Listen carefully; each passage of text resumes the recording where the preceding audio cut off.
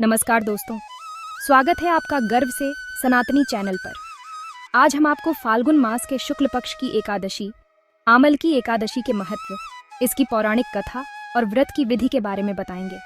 ये एकादशी न केवल पुण्य प्रदान करती है बल्कि मोक्ष का द्वार भी खोलती है। लेकिन क्या आप जानते हैं कि इस व्रत की उत्पत्ति कैसे हुई और आंवले के वृक्ष को इतना दिव्य क्यों माना गया? आइए इस दिव्य कथा को विस्तार से जानते हैं।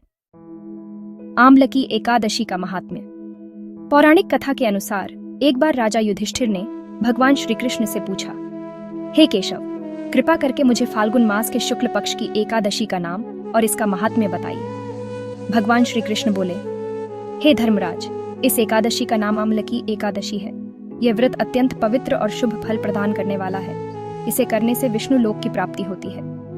भगवान श्री कृष्ण ने आगे कहा कि राजा मानधाता ने भी महर्षि वशिष्ठ से इसी विषय पर प्रश्न किया था।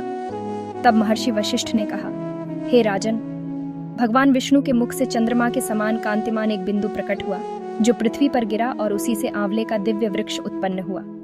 यह वृक्ष समस्त वृक्षों में श्रेष्ठ है और भगवान विष्णु को अत्यंत प्रिय है। जब देवता और ऋषि इस वृक्ष को देखने पहुंचे तो वे अचंभित रह गए, क्योंकि उन्होंने पहले कभी ऐसा वृक्ष नहीं देखा था।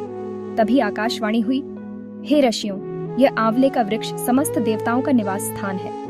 इसके स्मरण मात्र से गोदान के समान पुण्य मिलता है। इसे स्पर्श करने से दुगुना और इसके फल का सेवन करने से तिगुना पुण्य प्राप्त होता है। इसके मूल में विष्णु, उसके ऊपर ब्रह्मा, स्कंध में परमेश्वर भगवान रुद्र, शाखाओं में मुनि, टहनियों में देवता, पत्तों में वसु, फूलों में मरुदगण तथा फलों में समस्त प्रजापति वास करते हैं। आंवला सर्वदेवमय है। अत विष्णु भक्त पुरुषों के लिए यह परम पूज्य है। इसलिए सदा प्रयत्न पूर्वक आंवले का सेवन करना चाहिए। यह समस्त पापों का नाश करने वाला वैष्णव वृक्ष है। व्रत की विधि एवं पूजन का महत्व। भगवान विष्णु ने स्वयं इस व्रत की विधि महर्षियों को बताई। इस व्रत को करने के लिए प्रातःकाल स्नान करके संकल्प लेना चाहिए, हे अच्युत, मैं इस एकादशी को निराहार रहकर उपवास करूंगा, कृपया मुझे अपनी शरण में रखें। स्नान का मंत्र। अश्वक्रांते, रथक्रांते, विष्णुक्रांते, वसुंधरे। मृत्यु के हर में पापम जन्म कोटयां समर्जितम। इसके बाद भगवान विष्णु की विधि पूर्वक पूजा करें। पूजा के लिए आंवले के वृक्ष के समीप जाकर वहां रात्रि जागरण करें। इस दिन भगवान परशुराम की स्वर्ण प्रतिमा बनवाकर उसकी विधिवत पूजा करनी चाहिए। पूजा के दौरान निम्न मंत्रों से श्रीहरि के विभिन्न अंगों की अर्चना करें। चरणों की विशोकाय नमः, घुटनों की विश्वरूपिणे नमः, जंघाओं की उग्राय नमः, कटिभाग की दामोदराय नमः, हृदय की श्रीवत्सधारिणे नमः, बाईं भुजा की चक्रिणे नमः, दाईं भुजा की गदिने नमः, कंठ की वैकुंठाय नमः, मुख की यज्ञमुखाय नमः, नेत्रों की वासुदेवाय नमः। इसके बाद भक्तिपूर्वक भगवान परशुराम को इस मंत्र के साथ अर्घ्य अर्पित करें। नमस्ते देवदेवेश जामदग्निय नमोस्तुते, ग्रहणार्ध्यमिमं दत्तमामलक्या युतम हरे। पूजा के उपरांत रात्रि जागरण करें और अगले दिन ब्राह्मणों को भोजन कराकर स्वयं भोजन ग्रहण करें।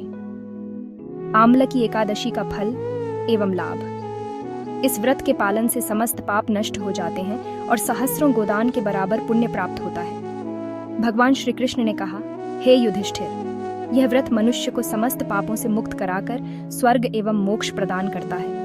इसे करने से मनुष्य भगवान श्रीहरि की कृपा प्राप्त कर सकता है। इस प्रकार युधिष्ठिर को भगवान श्री कृष्ण द्वारा सुनाई गई इस कथा से हमें यह शिक्षा मिलती है कि आमल की एकादशी केवल एक व्रत नहीं बल्कि हमारे जीवन को पवित्र बनाने का एक साधन है। यह व्रत पापों से मुक्ति दिलाकर हमें ईश्वर की कृपा प्राप्त करने का अवसर देता है। अगर आपको यह वीडियो पसंद आया हो तो इसे लाइक करें, कमेंट में जय श्रीहरि लिखें और हमारे चैनल गर्व से सनातनी को सब्सक्राइब करें ताकि आपको ऐसी ही और भी पौराणिक एवं धार्मिक कथाएं सुनने को मिलती रहें। हम फिर मिलेंगे एक नई कथा और एक नए आध्यात्मिक संदेश के साथ। तब तक के लिए जय श्रीहरि। धन्यवाद। राधे राधे।